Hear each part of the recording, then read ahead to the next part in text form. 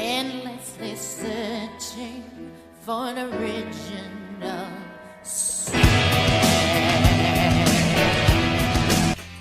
Hello everybody and welcome back to Sweet Pool. That's right, surprise, surprise, we continue Sweet Pool. So let's jump back in. Yes. The next morning the sky was covered with dark clouds that threatened rain at any second. The moment he got to school, Makoto looked for Yuji at his desk. Thankfully, the dark-haired young man had just arrived himself. Makoto caught him as he was about to sit down. Yuji! Oh, he's so happy. Impatience raised in his voice Impatience raised his voice a few notches louder than intended. Startled, Yuji turned to look at him. Makoto made a beeline for Yuji's desk and leaned in close, propping himself up with both hands.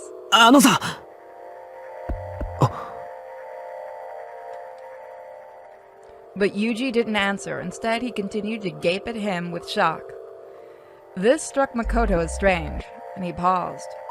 Once again, it seemed that Yuji wasn't quite himself. Yuji, どうした? At this, Yuji seemed to snap back to reality. 何が? いや、なんかぼーっとしてるから。ああ、ごめん。大丈夫。ああ、な。Struggling to control his emotions, Makoto opened his mouth to speak. 昨日さ、夜、ちょっと用があって、たまたま幼児家の前を通りかかったんだけどさ。It wasn't until he started talking that he realized he hadn't come up with an explanation for what he was doing near Yuji's building. He wasn't sure Yuji would believe his impromptu excuse, but he didn't exactly have a choice. Thankfully, Yuji didn't question it. Relieved, Makoto continued where he left off. なんか、変なの見ちゃってさ。変なの? ああ、さ、お前んちのマンションの前に、沖永を送り迎えしてる奴がいたんだよ。車乗りつけてさ。沖永の? ほら、校門前まで車で来る柄の悪い運転手。Once he put the pieces together, Yuji furrowed his brow. どうしてマンションの前に? 俺が聞きたいくらいだよ。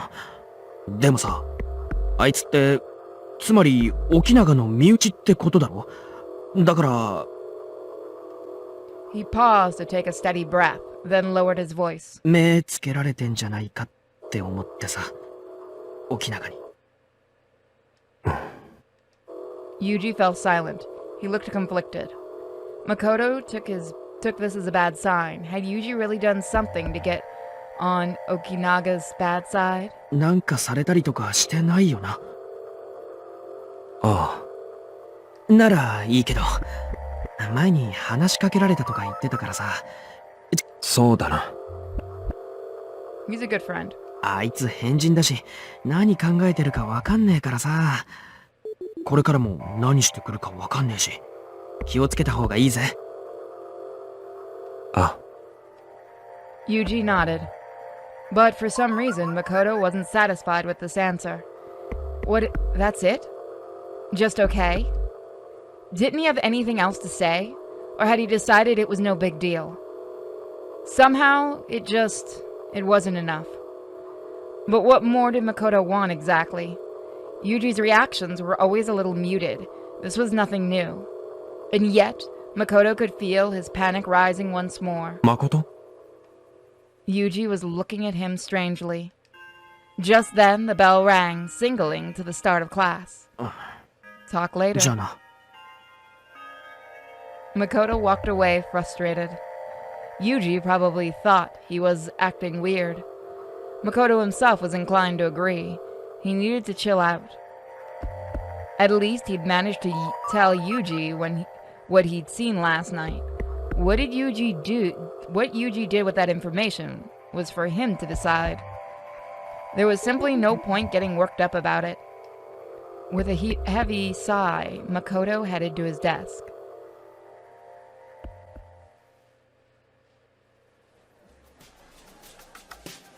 After school let out for the day, the classroom burst to life with chatter, the same as it always did. As he packed up his things, Yuji glanced over at Makoto's desk. Right after afternoon assembly had ended, he left school with a group of friends. Normally, Yuji wouldn't pay it much mind, but something about Makoto's behavior this morning bothered him.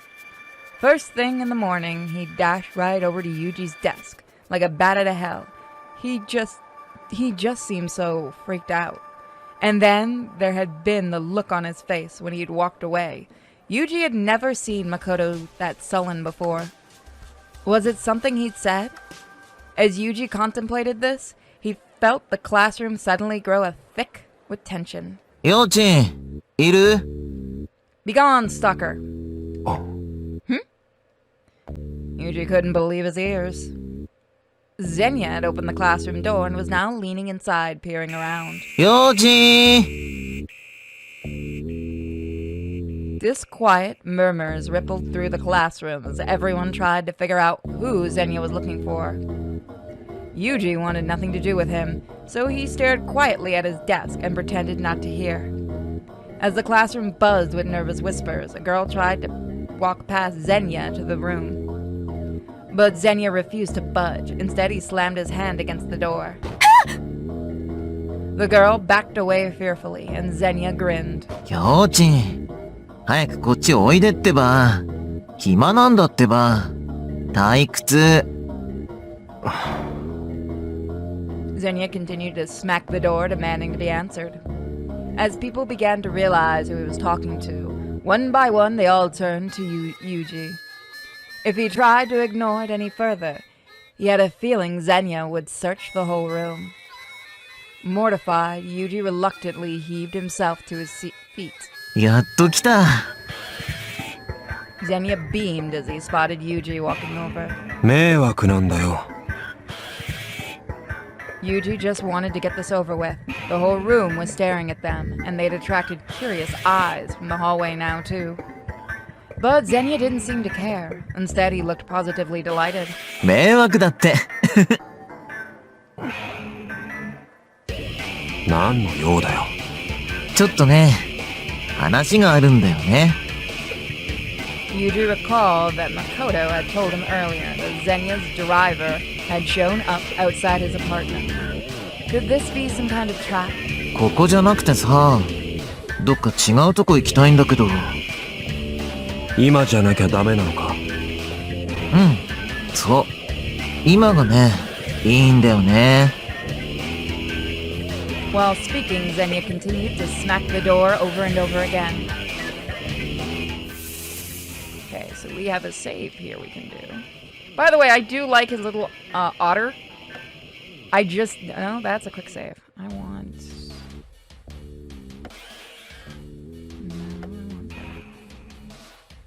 Goes down there, that goes there. And then that goes there.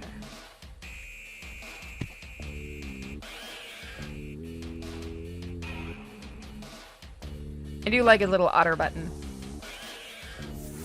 We're gonna go with blue. He hated feeling everyone's eyes on him. But he refused to simply give in to Zenya's demands.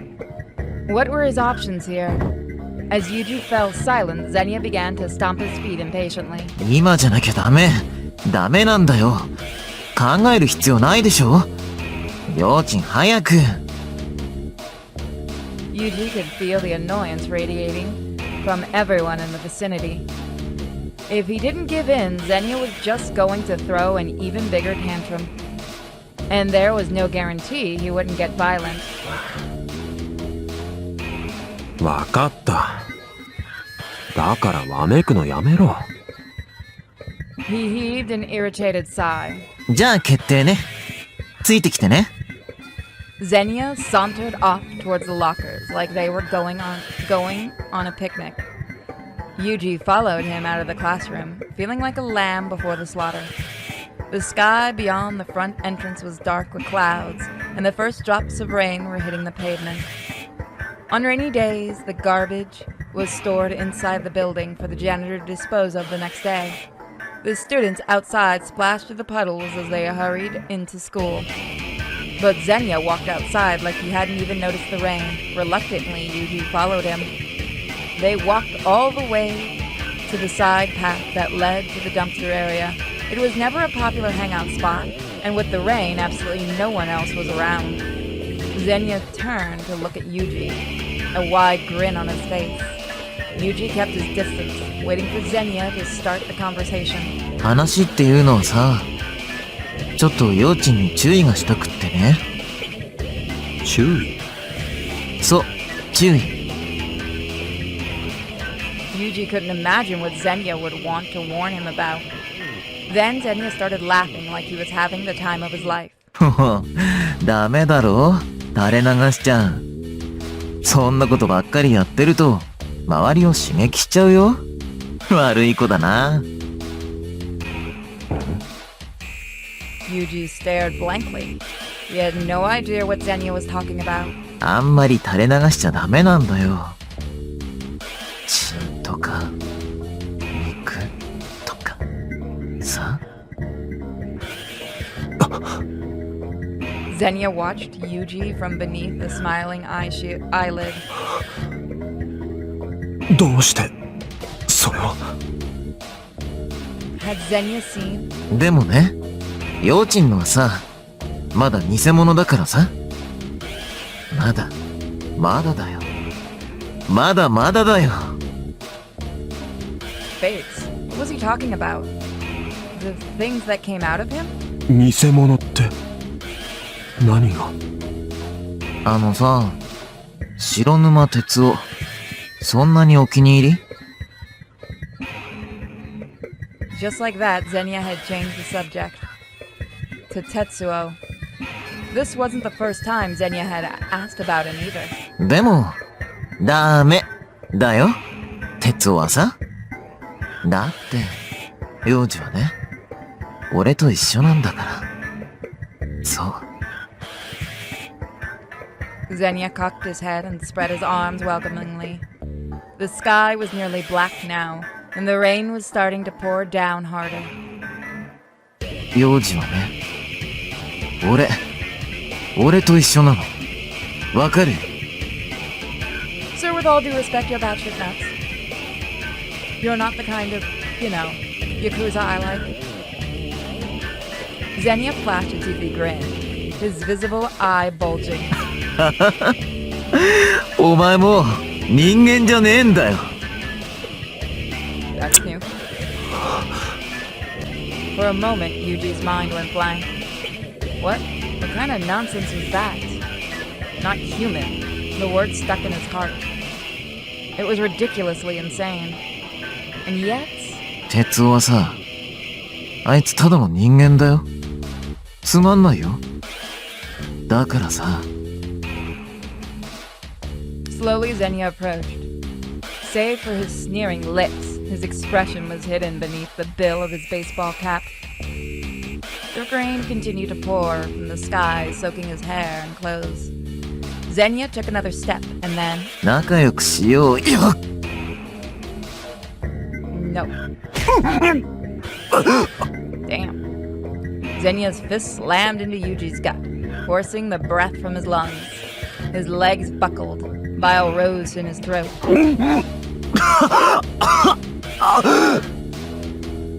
Is this what guy friends do? They just punch each other out of nowhere?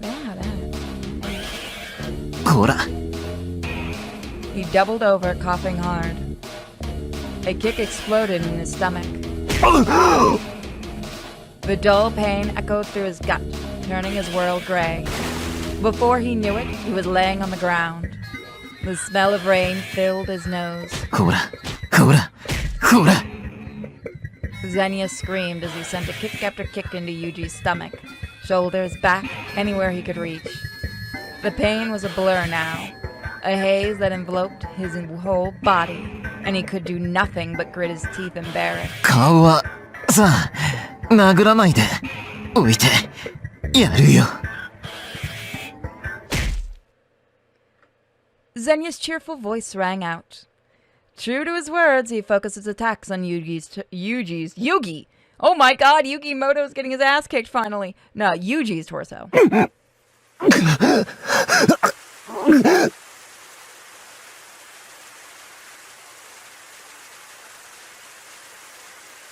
Yuji whimpered as hard as the toe of Zenya's shoe dug into him again and again. His senses were beginning to fade into the agony. His thoughts were growing fuzzy. He wouldn't last much longer. But right before consciousness abandoned him completely, Zenya's breathless voice registered in his ears one last time. まずはね、幼児のありのままを見せてほしいの。幼児のお気に入りを用意してあげるから。ね。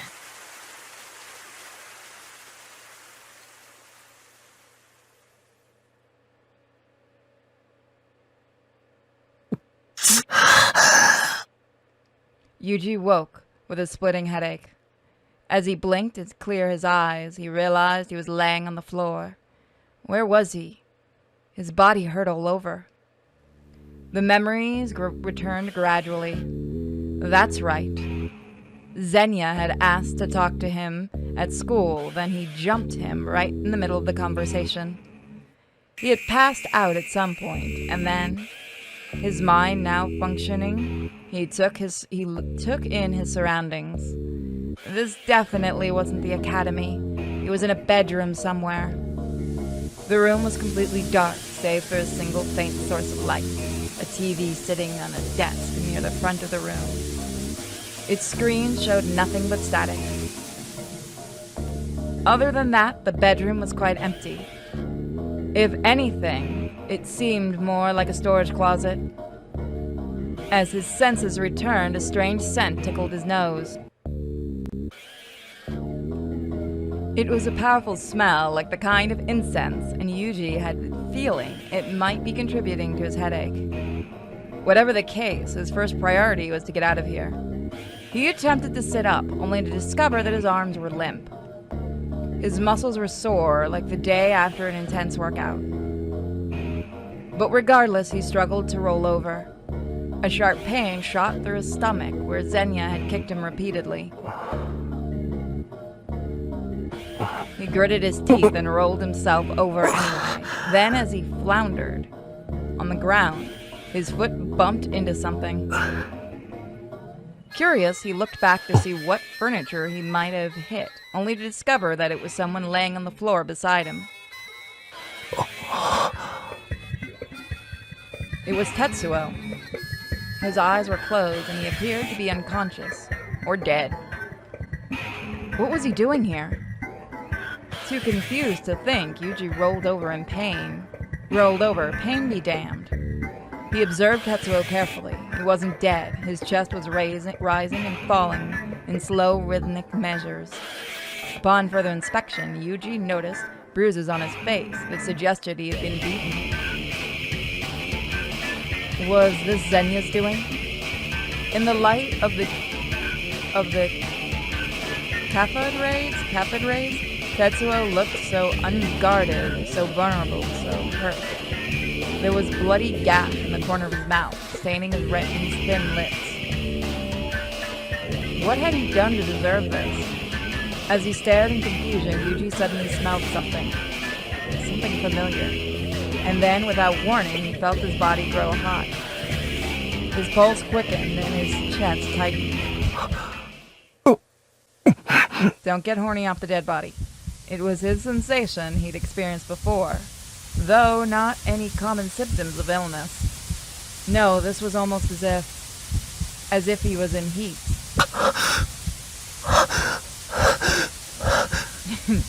Sorry, it is funny. His breathing ragged, Yuji closed his eyes and exhaled, hoping to ease the discomfort. His body seemed to want something. What? He opened his eyes slightly, and Tetsuo's face came into view. His bloody lips seemed to draw Yuji in, and the static drone of the television was drowning out his own thoughts. Before he realized what he was doing, Yuji had climbed on top of Tetsuo. He leaned in close and put his hand to his cheek. He could feel the swelling where he'd been struck. Tetsuo whimpered slightly at his touch. That was all it took to send a shiver down Yuji's spine.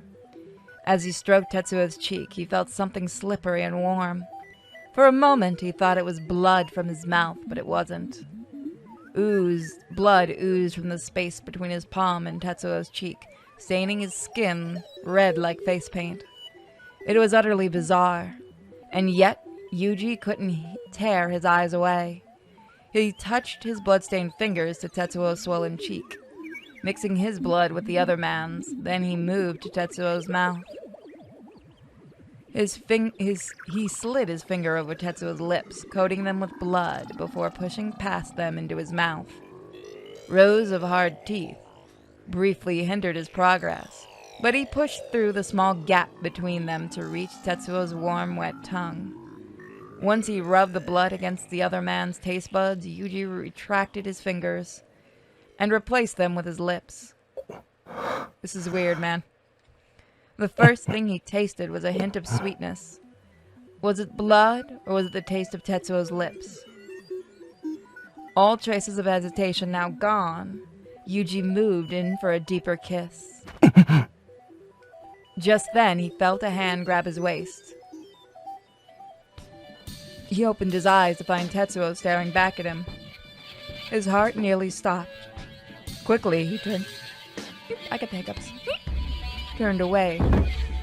But Tetsuo's powerful arm wrapped around him from behind. He tried to break free, but it felt like his blood was boiling at Tetsuo's touch. A chill bit at his nape, followed by the familiar scorching heat once more. As Yuji shivered, Tetsuo grabbed his chin from behind and turned his head to look at him. Those piercing eyes were now inches from his face, illuminated by the television. For some reason, he found them comforting. Even when things were at their most bizarre, Tetsuo always stayed the same. Yuji gazed back into his eyes, enraptured then. Tetsuo's hand moved below Yuji's belt. Startled, Yuji pulled away. But his body was aching to sate its fever. Tetsuo's hand plunged into Yuji's briefs and settled on his hardened lust. And yet, part of him said, wait. For some reason, Tetsuo's caress felt affectionate, firm but never rough. Why was he doing this? After being kissed by another man, the average man would have shoved him away, and in truth, rejection might have been a blessing. Could Tetsuo be experiencing similar symptoms? Was he too possessed by an uncontrollable lust? No, that couldn't be it. Tetsuo's eyes were as placid as ever. There was no sign of fever or delirium. But in that case, his actions made even less sense.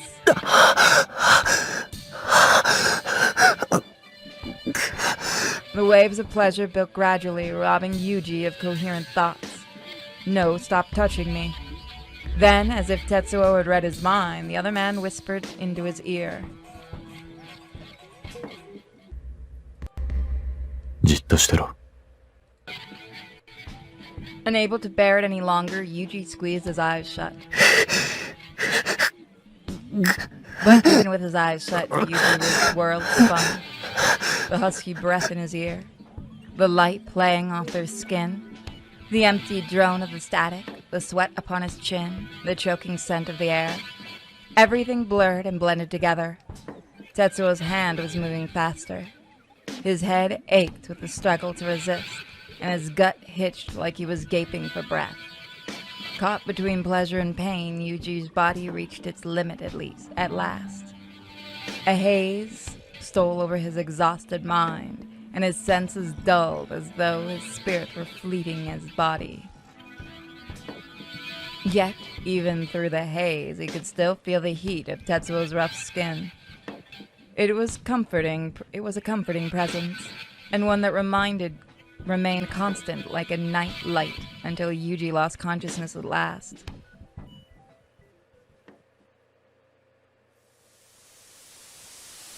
Something wasn't right. Later that night, Zenya stood in the dark room staring at the floor. And that's where we're going to leave off. So it seems like things have definitely happened in this episode.